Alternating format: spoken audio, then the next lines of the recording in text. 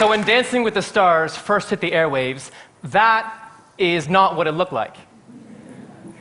Jeff and I were full-time ballroom dance instructors when the big TV ballroom revival hit, and this was incredible. I mean, one day we would say, "Foxtrot," and people were like, "Foxes trotting." And the next day they were telling us the finer points of a good feather step.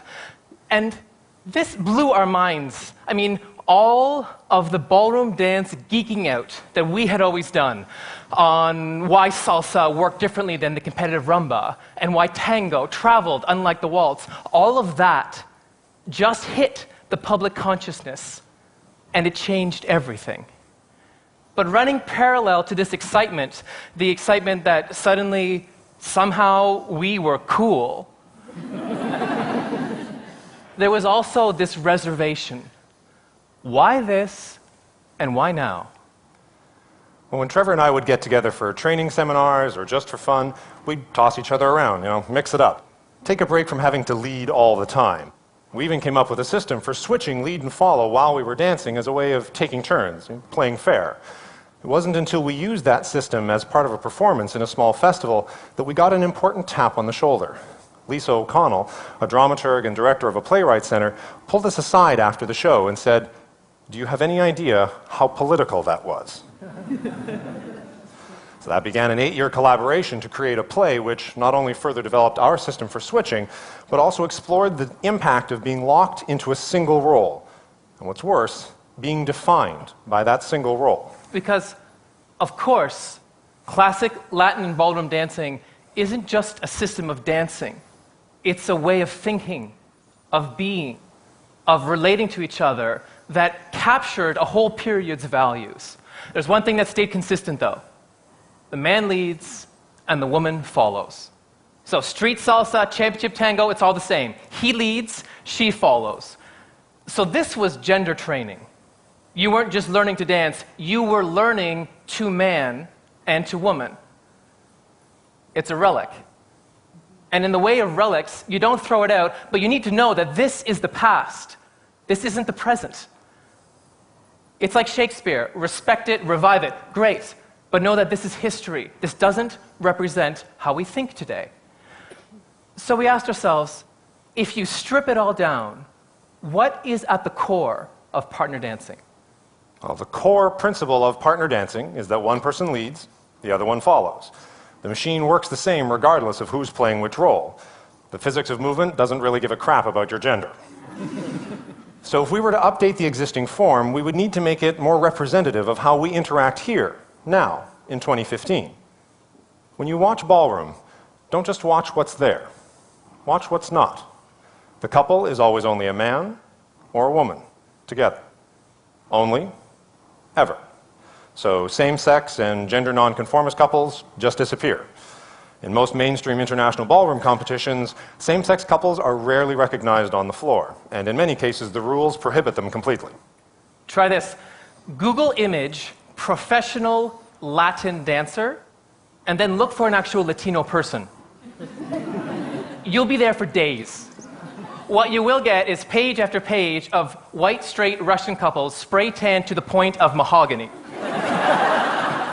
There are no black people, there are no Asians, no mixed race couples, so basically non-white people just disappeared. Even within the white, straight couple only paradigm, she can't be taller, he can't be shorter. She can't be bolder, he can't be gentler.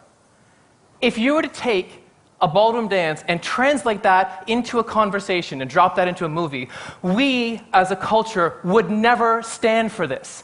He dictates, she reacts. No relationship, gay, straight, or anything that we would regard as remotely healthy or functional looks like that. And yet somehow, you put it on prime time, you slap some makeup on it, throw the glitter on, put it out there as movement, not as text. And we, as a culture, tune in and clap.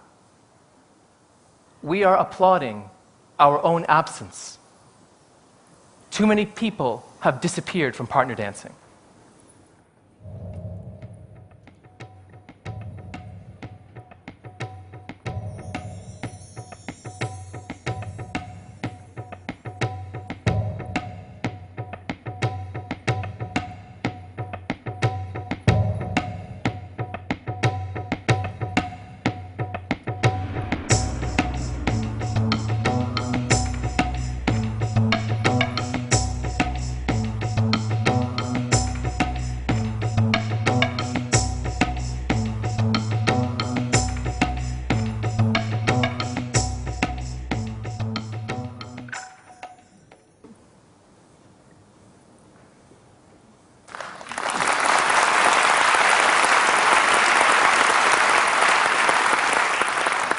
Now, you just saw two men dancing together, and you thought it looked a little strange.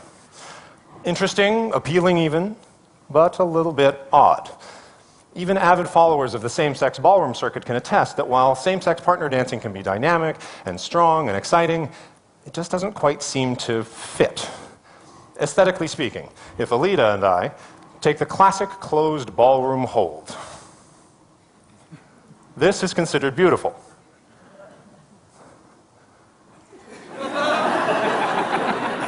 But why not this?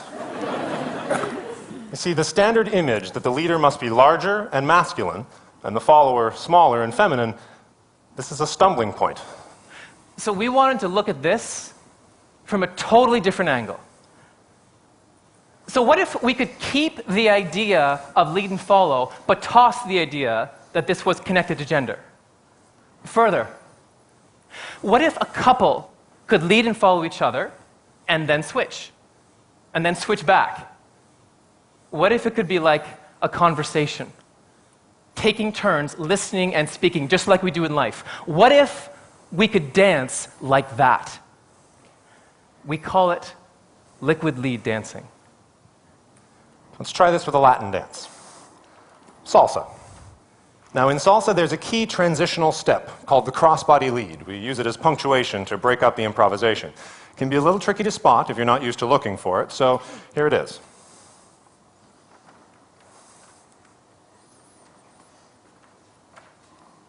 One more time for the cheap seats.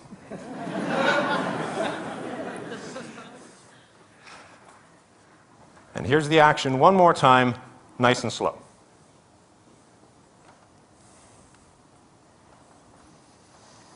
Now, if we apply liquid lead thinking to this transitional step, the crossbody lead becomes a point where the lead and the follow can switch.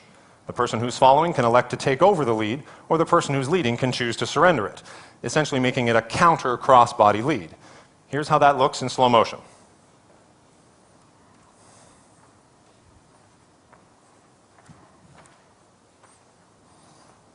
And here's how it looked when we danced it in the opening dance.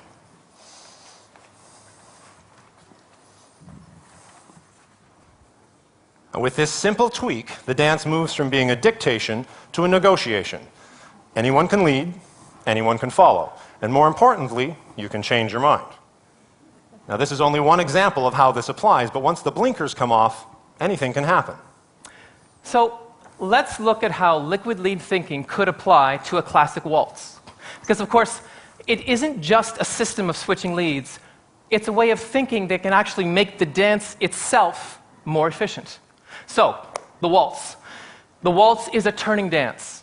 This means for the lead that you spend half of the dance traveling backwards, completely blind. And because of the follower's position, basically, no one can see where they're going. So, you're out here on the floor, and then imagine that coming right at you. Right?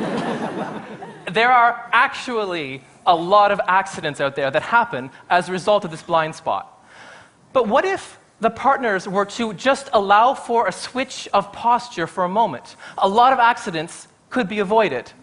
Even if one person led the whole dance but allowed this switch to happen, it would be a lot safer, while at the same time offering new aesthetics into the waltz. Because physics doesn't give a damn about your gender. Now, we've danced liquid lead in clubs, convention centers, and as part of First Dance, the play we created with Lisa, on stages in North America and in Europe. And it never fails to engage.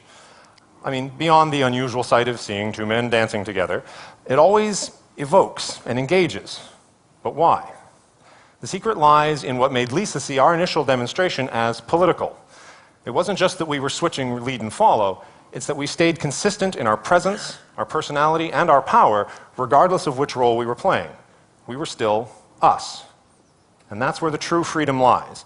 Not just the freedom to switch roles, but the freedom from being defined by whichever role you're playing. The freedom to always remain true to yourself. Forget what a lead is supposed to look like, or a follow. Be a masculine follow, or a feminine lead. Just be yourself. Now, obviously, this applies off the dance floor as well, but on the floor, it gives us the perfect opportunity to update an old paradigm, reinvigorate an old relic, and make it more representative of our era and our current way of being. Jeff and I dance partner dancing all the time with women and men, and we love it. But we dance with a consciousness that this is a historic form that can produce silence and produce invisibility across the spectrum of identity that we enjoy today. We invented liquid lead as a way of stripping out all of the ideas that don't belong to us and taking partner dancing back to what it really always was: the fine art of taking care of each other.